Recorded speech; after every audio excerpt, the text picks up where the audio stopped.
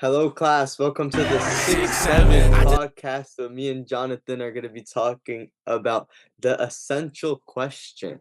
How do we define ourselves? Johnny, would you like to start us off?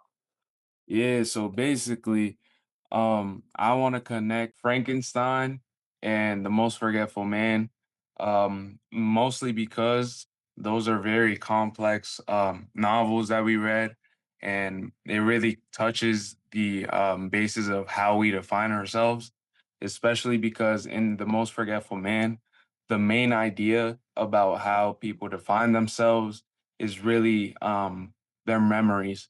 So in The Most Forgetful Man, if you haven't read it already, I highly recommend it. It was one of my favorite reads that we've had so far this year. It's mostly about so there's this character or this person named EP, and he loses his memory, which affects his daily life. He has like a brain disease which doesn't allow him to create new memories. That really affects who he is as a person because he's missing such a important part of him, which I believe is really like who he is. And it's kind of difficult to have no memories while also being themselves and be unique, because I think that really affects who people are because we all have such different experiences. I know my memories definitely shape who I am. Memories over that I made during high school with friends, conflicts that happened have definitely shaped who I am over the course of 4 years, the most vital years of my life. But I also want to let the viewers know about the quote we had to dissect today and that we have to talk about by Thomas Jefferson, which states, do you want to know who we are? Don't ask, act. Actions will delineate and define you. So later on, we'll be talking to the viewers about that quote. Just wanted to put them out there for them. But I definitely see so many connections I can make to this theme. One reading I want to bring out is the assignment of my life, which I think the lady brings up a lot of self awareness in her because she starts off by winning a lot of awards, that a PhD in many different writings and readings and many different things. But at the end of the day, she does what she finds a passion for, what motivates her. So it definitely shapes who she is. I think one thing that definitely lights a passion up in my life is soccer. I think it's brings up a lot of who I am and definitely shapes a lot of my life because I've played soccer my whole life. So I think that is definitely one connection I have to my life. Any connections you have to yours? Yeah, I mean, I'm passionate about a lot of things, especially right now since I'm in high school and I'm a senior. So like I'm really focused into business. So I'm really passionate about learning how to like run a business, how to market a business, how to maintain it, all that stuff. I just find that really interesting for my life. And so I just think like I'm passionate about a lot of things. And that really like affects who I am too. You know what I mean? I completely agree. I see that you wrote down here the Frankenstein novel. Are there any connections you want to make to the Frankenstein novel, like interactions of any sort?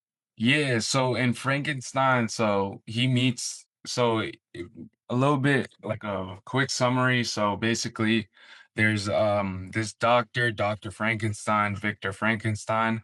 He creates this monster, and this monster is basically like kind of a baby, really. He's a really ugly monster. He's supposed to be this ugly monster with usually screws in his head and stuff like that. Um but he really doesn't know anything, and he's really alone in life because he's the only monster and like one of a kind, um and that really isolates him from everybody else. And so he meets this family, the DeLacy's, and he analyzes them and he learns a lot about them. Um, he also gets a bunch of books and stuff, which he reads, and he manages to understand more human emotions. And I think that's really significant because that shows how we learn as human beings as well, because I can connect back to that. And I think I'm learning every day. I'm learning from the videos I'm watching, the things that other people do, you know. I'm being taught new things every day and I strive to learn more. So, Vinny, do you think, like, I what do you think think about that? interactions for sure shape who we are. I feel like the friend group you hang out with definitely have a big toll on your life and the self-awareness that you have of yourself. I don't think I'd be myself without the interactions and connections I have.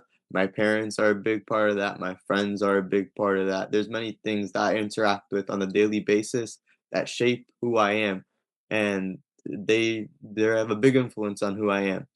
One reading I also want to bring up are mirrors are the single biggest invention to forever change our perception of self.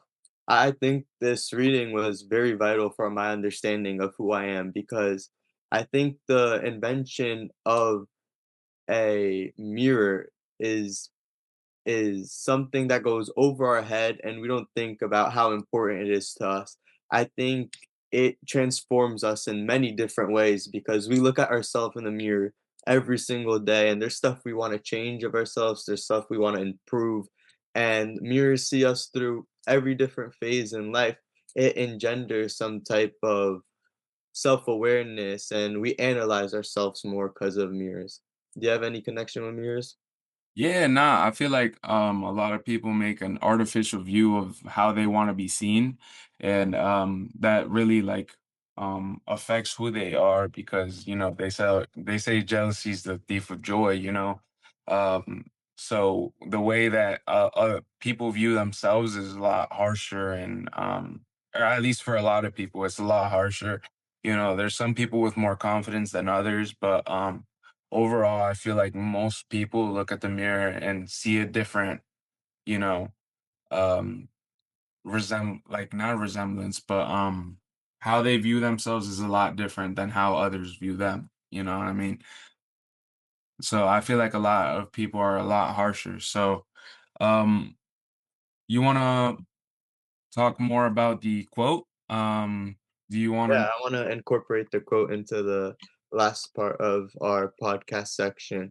I think that what Thomas Jefferson said was right. I believe that it's completely right because if I didn't go out seeking new memories, new experience, new interactions with people, I for sure would have not been who I am. I think you need to go out there and create stuff. You can't just be asking yourself or asking other people, who do you think I am? Who do you think I'll be? You gotta go seek that for yourself. You gotta go out, seek those new memories, seek those new connections to really foster a self of respect on yourself, a self identity as well. Identity is a big part of that too. So I think just sitting around asking people is not the right answer. I think you have to go out and explore and find new experiences. What about you? Yeah, nah, I agree with the quote as well because really it's mostly talking about self-discovery and how people need to reach like they need to act in order to truly discover who they are. And I feel like that's something that's been very important for my life because especially in high school it's been difficult to understand who I truly am.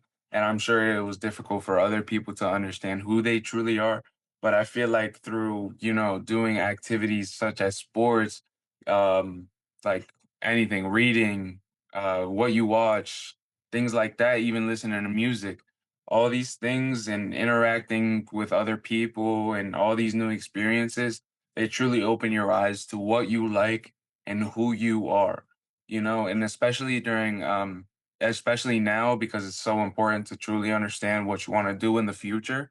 I feel like that's truly important in order to grow as a person and, you know, change. And that also leads to you finally understanding your identity, you know? I feel like going out there and putting yourself out there definitely is it definitely artifices a new skill to learn that you will use forever in your life because at the end of the day, you have to go find out who you are and who you want to be. And that concludes the section for our Six, 6-7 seven. podcast. I hope you guys enjoyed, and we'll see you next time.